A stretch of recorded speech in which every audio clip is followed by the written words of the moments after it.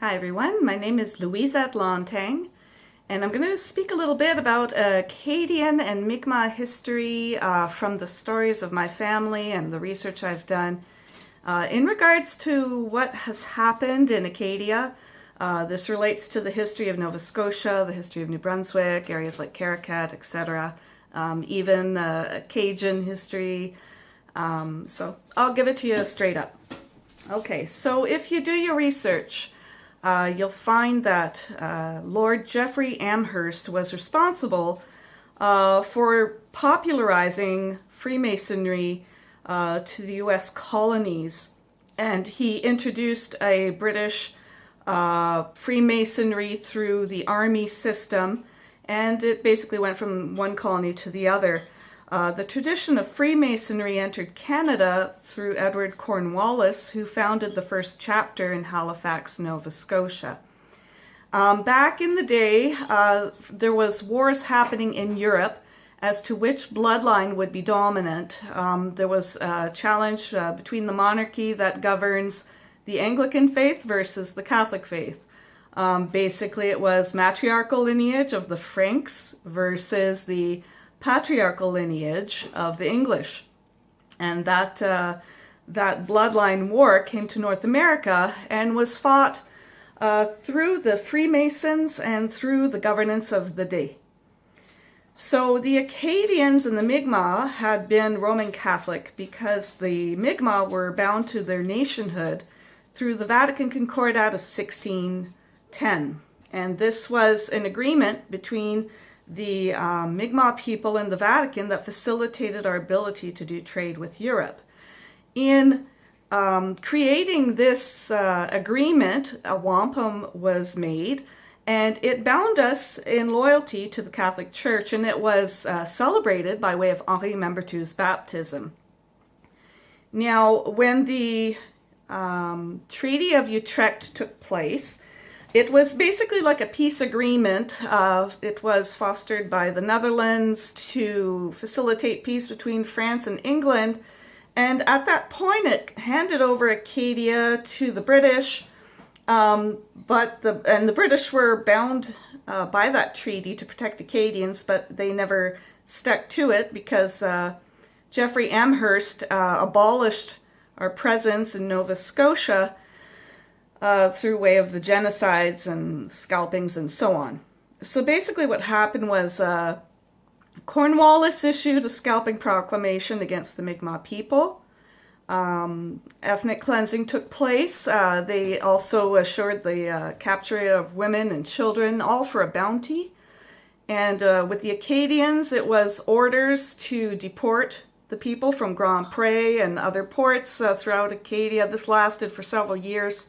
Thousands and thousands of Acadians displaced, many died. There were also smallpox blankets that were issued by Geoffrey Amherst, and there's documents to support this, and it was a move to create genocide against the Mi'kmaq people. And in my family, the oral tradition has it that the reason we were subject to these acts of cruelty was because we would not renounce our faith to the Catholic Church. The Mi'kmaq would not renounce it, nor would the Roman Catholic French Acadians. And this was a requirement by the Freemasons in order to do business with them, kind of thing. There were protocols, and it was bound to the tradition of Freemasonry that there was a basically ceremony that demanded renouncing of the church as an institution in order to evolve a bigger agenda or a different type of agenda. Now, the reason these issues existed, in part, was because there was a lack of understanding of how, what faith meant to Indigenous people, what faith meant to the French people, what religious belief actually was back in the day, how we processed it, okay? This goes to a deeper meaning of what religion is, okay? Is religion literal? Is it symbolic? What does it mean for the individual person? Okay, now I'll give you the spin in my family, how that tradition exists to this day, how we process the Catholic faith, what that means to us as people. Because in my family, it was not mandatory that we have a literal belief in the Bible per se. It was not meant to be a literal text. As Indigenous people, we learn by parable. So when we received the stories as such, we processed it as parables on living and life and value systems and traditions that help people to survive. In the Bible, you'll find, for example, passages that are scientifically based. Things like Deuteronomy has a section about the hills that drink the water, and that these lands should be used for farming and not for other purposes. And boy, were they right in terms of the geology of that, because they basically described an outwash moraine system that should be retained rather than dug up. The Bible in that section goes on to state that if you do disrupt these lands, you'll end up with droughts and storms and seasons that are not regular. Deuteronomy, you should take a look at the passage. I believe it's Deuteronomy 11. It speaks of these things. So in the Bible, I'm not saying that the totality of the Bible is supposed to be literal here. I'm saying there's geological history in there, there's sociological value systems in there, there's allegories, there's parables. There's a whole bunch of ways people can read these concepts and interpret them. And literal is a very narrow scope on that perspective, okay? So religion basically is a faith-based system. In other words, you have to not focus on the literal, but focus on what it is that you value from what you've heard. How does it relate to how you yourself as an individual perceive the world and relate to it? Okay, so it's different for everybody. When these stories hit your ears as a parable or as a lesson, it hits everybody at different points, and it's those points of resonance that cause a person to think and to reflect and to look at life in a deeper way, and hopefully a more compassionate way or a more analytical way. Even if it's wrong, there's something to debate. Even if it's disturbing, there's something to reflect upon as to why. Okay, and from these seeds of thoughts and ideas, we pull the ones we want to create our philosophy, our personal connection. Okay, you don't pick up all the seeds and try to process it. You take from it what you yourself value or need from it, and you use that. It's different for everybody. It's not designed to be totality assimilated, okay? These are stories, parables. As Indigenous people, we all knew that, okay? We didn't have to literally believe it in order to find value in it, because the value is in the shared experience of exchanging a story with a group and discussing concepts on it, or at least reflecting upon it, or sharing an experience together. There's a total value within any kind of institution of worship, which is social cohesion and support, and having a place where you could celebrate passages of life like marriage and death and baptism. You're not alone in the hardest time of your life when you're part of a broader community, and that's what church was there to provide. It wasn't something that was story-based and agenda-based and all those hard lines. No. For Indigenous culture and for the Acadian people and for many other cultures, religion is simply a place to gather, to share a concept, and to reflect, and to be together, and to form a community, and to understand and form relationships with people and connect with people and just be there and experience and see what it's like, you know? So yeah, the view of religion as we know it today is a very hard line. There are people who are judging religion to a very extreme extent. Okay, like for example, we have Julie Payette, the new Governor General, saying that religion is a bad thing, that, okay, she's dishing creationism, but on the same breath, she does not acknowledge the fact that politics itself is a faith-based system. Politics is a man-made concept that we are all subscribing to believe to. It is basically a mimicry of what the church institution is like. You have a hierarchy system. You have different tiers of governance. You have people who are doing different rituals throughout the process. I mean, politics is faith-based, so you can't throw the baby out with the bathwater. There's a value to religious practice in the sense that it illustrates what structure is among a format of communicating and among a format of debate and reflection, all those things that people do in churches. Okay, it came from somewhere, right? That institution of politics was a mirror of what people used to do in the form of faith as well. Okay, so don't throw the baby out with the bathwater. Show respect and maybe show your agenda a different way. Because not everybody takes stories at face value in the same way that others may perceive it, or, it's different for everybody is what it is. And you have to respect everyone's view and where they're coming from and what their value and what they're taking from it and everything. I mean, don't throw that away. Anyhow, so when we have the beginning of the conflict between the English Freemason, and they were, governance structure versus the French Acadian and Mi'kmaq Roman Catholic background, there was a clash. Okay? And that clash created a division of cultures. And the dominant culture was the one who most armed and most battle ready, basically came into Canada. They took over the homes of the deported Acadians. They took over the resources and the lands of the Mi'kmaq, and they basically set base.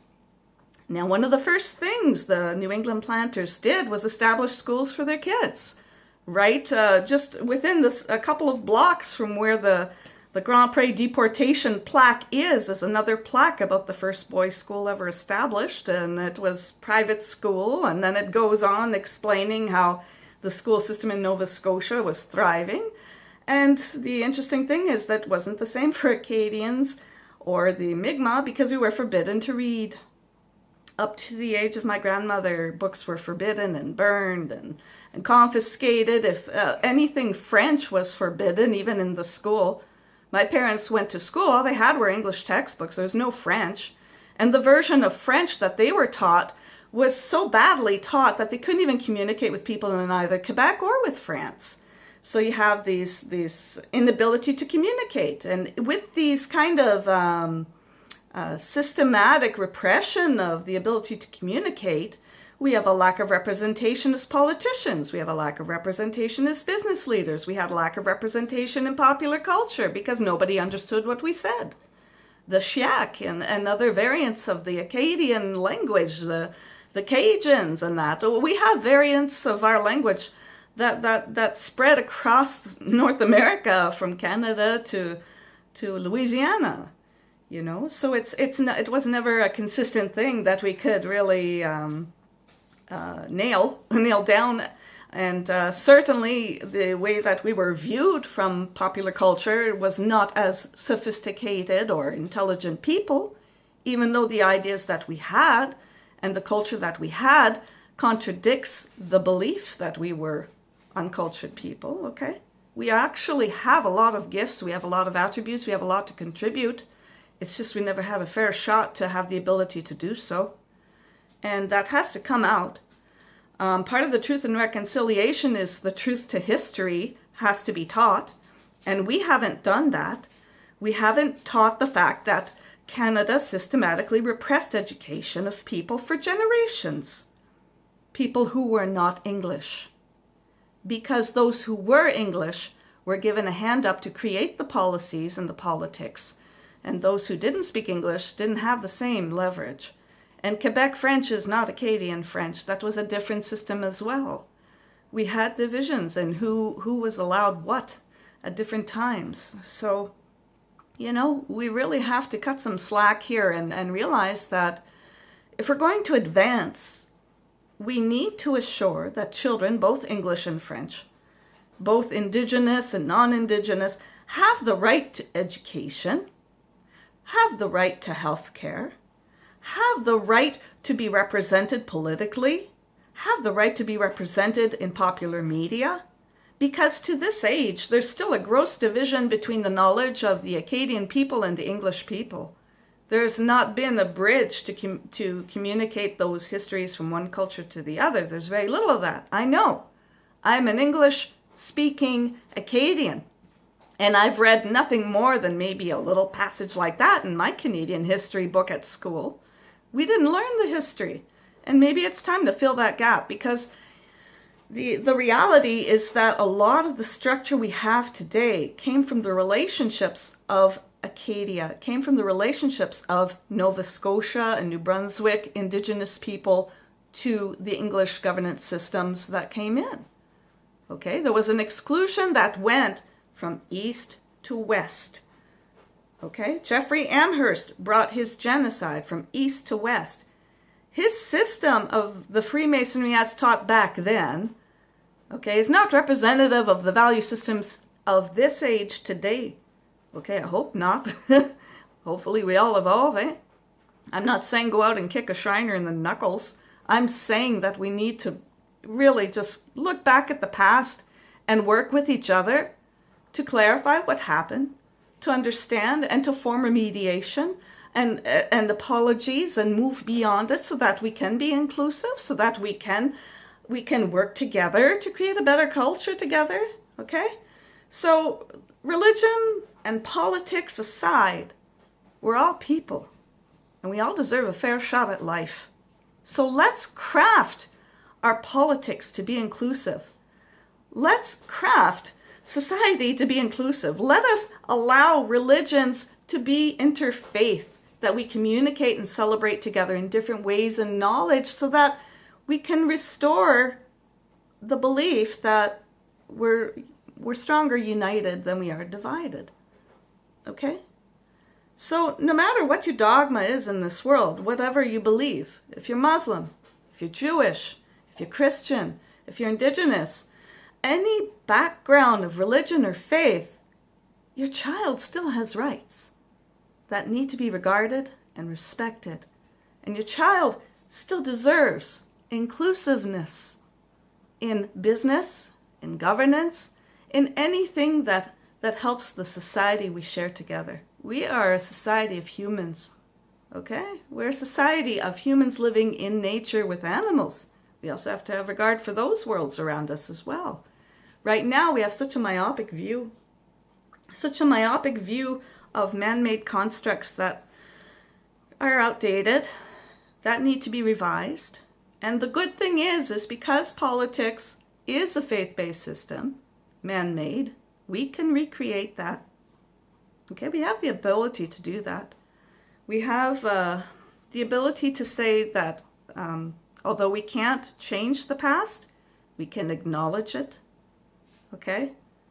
And it's time that we really open debate on the role of how Freemasonry affected Canadian history.